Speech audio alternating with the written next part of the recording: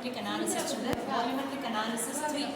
And this is oxalic acid versus KMnO4 titration. Here the standard solution is oxalic acid. We are going to prepare 1/40 oxalic acid solution. And we are going to use this standard solution to titrate it against the KMnO4 solution of unknown molarity to find out its molarity and strength. Okay children? Now step 1, as KP teacher already mentioned, there are 4 steps involved in the titration. The first step is to weigh the required amount of oxalic acid. And now we are going to see the calculation involved in this. The amount of oxalic acid to be weighed. Children, amount of oxalic acid to be weighed to prepare 100 ml of 1/40 oxalic acid solution. How are we going to do it? Molarity of oxalic acid is given by weight of oxalic acid divided by molar mass into 100 divided by volume of oxalic acid solution which we need to prepare given in milliliter. Children, this is nothing but the formula for molarity. Okay. So, molarity of oxalic acid is W into 1000 divided by M into V. You should know the significance of each of these terms. M represents molar mass of oxalic acid, which is 126 gram per mole. V represents volume of oxalic acid to be prepared in ml, and that is 100 ml, right? And here W represents weight of oxalic acid, that is the amount of oxalic acid to be weighed. So from this formula, W is given by 126 into 1/40 into 100 by 1000, because all of you know molarity of oxalic acid which we are going to prepare is 1/40. So if you substitute that 1/40 here, W becomes 126 into 1/40 into 100 by 1000, and that is equal to 0.315 gram. So now we are going to prepare M/40 oxalic acid, 100 ml of it, by weighing 0.32 grams of oxalic acid. Okay, so now we cannot weigh 0.315 using this balance, so we are going to weigh 0.32. Children, you would have ensured that the reading reads 0 after keeping the butter paper by pressing the tab. Now Akka is adding 0.32 grams of oxalic acid is being weighed.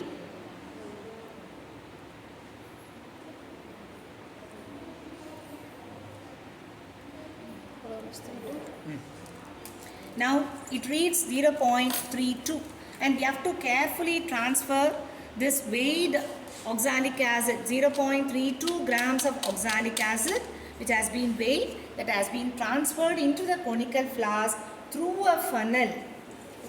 For this oxalic acid solution preparation, we need not add 4N sulfuric acid during the preparation of solution. That's not required, because there is no need of any prevention of hydrolysis and other things which you came across in FAS. Here for oxalic acid, you need not add 4N sulfuric acid. You just have to add water to make the solution up to the mark, so that it is going to be 100 ml. And as done already, the last few drops we are going to add using dropper, so that the level of solution doesn't go beyond the mark. Now we are adding last few drops of water using marker, and we ensure that the lower meniscus coincides with the mark provided. Here there is a mark and the lower meniscus coincides with the mark. Most important thing, immediately after adding water up to this mark, you have to cork it and you have to mix it thoroughly for uniform concentration of oxalic acid. Uniformly the solution, 100 ml of the solution which you have prepared, no? It should be 1/40 oxalic acid. That's why, to ensure that we corked it and we mixed it thoroughly as Akka did just now. Now we are ready to do the titration. To rinse this pipette, Akka is taking little of this oxalic acid and she is just turning the pipette around so that the inner walls of the pipette is completely rinsed with this oxalic acid. which is used as standard solution in this titration. And now Akka is going to pipette out, our lab assistant Jamna, she is going to pipette out 20 ml of this solution, ensuring that lower meniscus of the solution coincides with the mark. Yeah. Now it is exactly 20 ml and we are going to transfer it into the conical flask.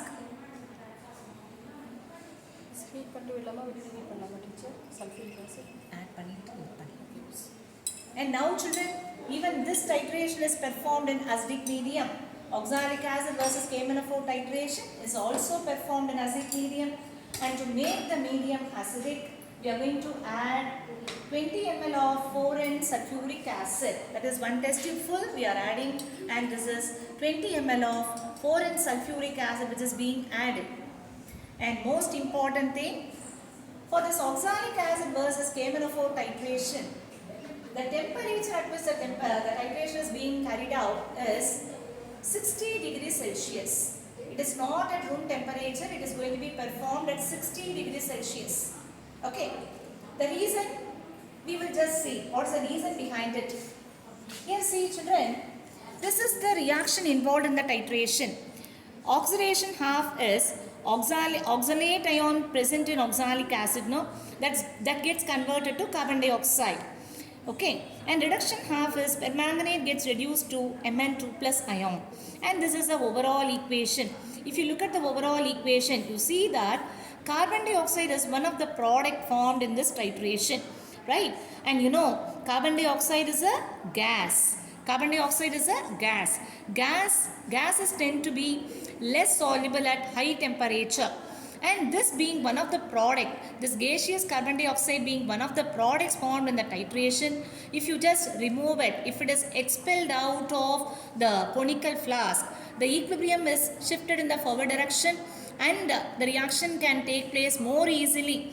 That is why we keep the temperature, or we maintain the temperature, or we can say we heat the solution before titration. No, we heat it to 60 degree Celsius, for which you need not use any thermometer. Chuma thermometer vechalla paaka vendam. You need not use all that. You just see that is whether you get the first bubble. That is when you get the first bubble while heating this solution, no, using our burner. That indicates that it is almost 60 degrees Celsius. Then you can stop heating and you can start performing the titration. And now we are going to heat it. Now oxalic acid, 20 ml of 1/40 oxalic acid solution is being heated along with roughly about 20 ml or one test tube full of 4N sulfuric acid. And we will just keep watching whether we get the first bubble. Okay, or your bearable heat, or the bearable heat. Okay, by the time we will keep the burette heated. Children, you keep touching the neck of the conical flask every now and then. When it reaches bearable heat, okay, when it attains that bearable heat, no, then you can stop heating. Either you observe for the first bubble to evolve, or you can just heat it till you heat it to the bearable heat. Okay, you can keep watching for first bubble to get evolved.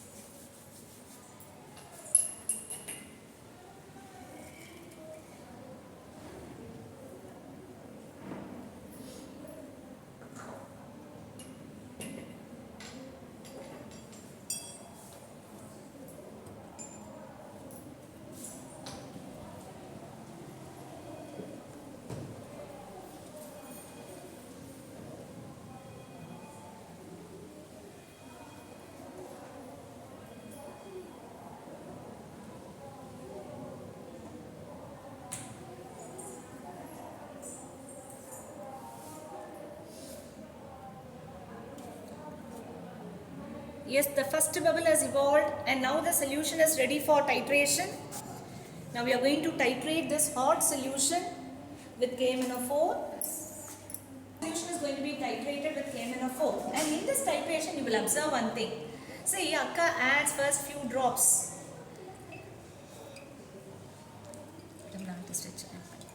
It takes some time for the pink color to get disappeared in this case initially.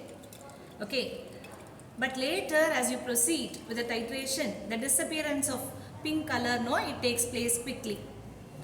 The reason being, Mn2 plus, which is one of the product formed in the overall reaction, no, it acts as a catalyst in this reaction, and more amount of Mn2 plus is produced during the course of the reaction, and that's why disappearance of pink color takes place to a greater extent, which means the reaction proceeds in the forward direction at a faster rate, the later part of the titration, right?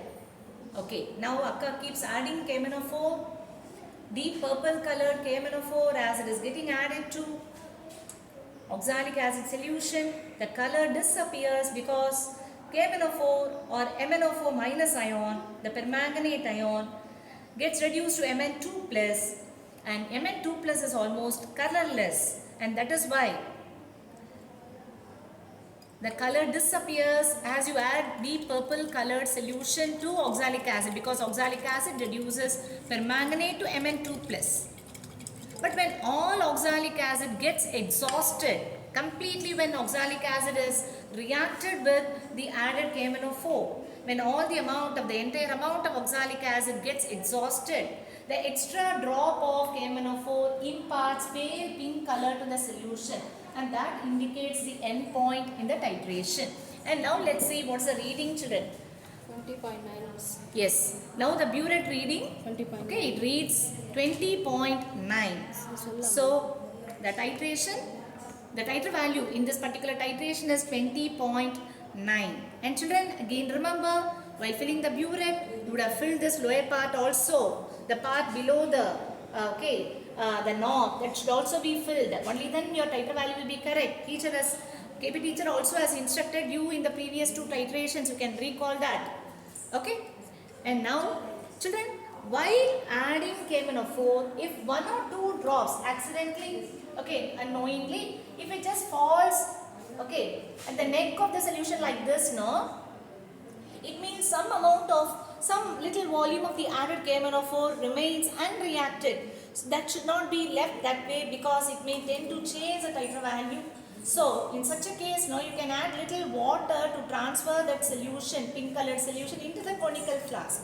Okay. So while doing the titration, when one or two drops falls in the inner walls of the conical flask and it remains as such, you can add little water so that is also allowed to get into the solution, right? And that will not change the titer value. Remember that. Anyway, the amount of oxalic acid taken, it's going to remain the same. Just because you add some water, that's not going to change. So while doing the titration, if one or two drops of KMnO4 falls into the inner walls of the conical flask, you can just add little water to let it go inside. This way you can add little water and that will not change the titer value. Remember that. And now we have come to the end of this part. Now coming to the last part of this titration, the calculation part. Here again the formula is the same. M1 V1 X1 equals M2 V2 X2. All two stand for oxalic acid and one stands for, all one stand for KMnO4. So M1 here stands for molarity of KMnO4, which is unknown, which is going to be determined in this experiment. Right? Then V1 stands for volume of KMnO4, which is nothing but the titer value. And what's our titer value? Let's see. See children, the initial reading of the titration is 0.0. We kept the reading as 0. Okay, it's written as 0.0 because the least count in this burette, no, it is 0.1 ml. That's why we write it as 0.0, right? And the final reading was 1.8. 1.8. Okay. Sorry, and 20.8. Sorry, 20. the final reading. Okay, it was read as 20.8, not 21.8. It was read as 20.8.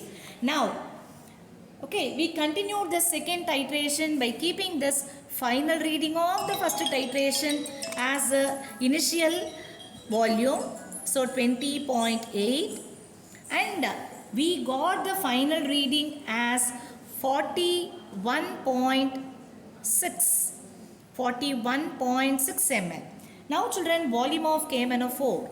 For the first titration, volume of KMnO4, final reading minus initial reading, which is 20.8 ml.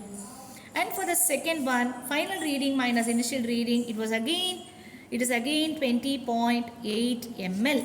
Okay, and this is our titer value. So V1 here stands for titer value, and we got the titer value now by performing the titration as 20.8 ml. X1 stands for number of electrons gained by KMnO4, that is MnO4 minus. Okay, and as you can see from the reaction here, number of electrons gained by MnO4 minus to get reduced to Mn2 plus is 5, and that's mentioned here. And here M2 stands for molarity of oxalic acid, and it was 1 by 40. It is 1 by 40 molar. That's what we have written. And V2 stands for volume of oxalic acid. We pipetted out 20 ml of oxalic acid, so it is 20. And X2 stands for number of electrons lost by oxalate ion or oxalic acid. See children, number of electrons lost by oxalate ion furnished by oxalic acid. If you look at this equation, oxalate gets converted to carbon dioxide, and during this process 2 electrons are being lost. So number of electrons lost by oxalate ion is 2. Now children, we know all except M1. So now we are going to calculate what is that M1. So M1 molarity of KMnO4 is M2V2 X2 by V1 into X1, and that is 1 by 40 into 20 into 2. Here it is not 1, it is 2, because number of electrons lost is 2, no? So 2 divided by V1 into 5. Now doing the substitution, 1 by 40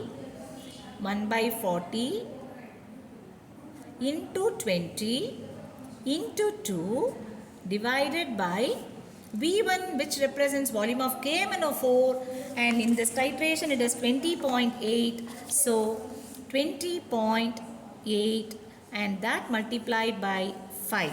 And if you calculate it, let's see what we are getting.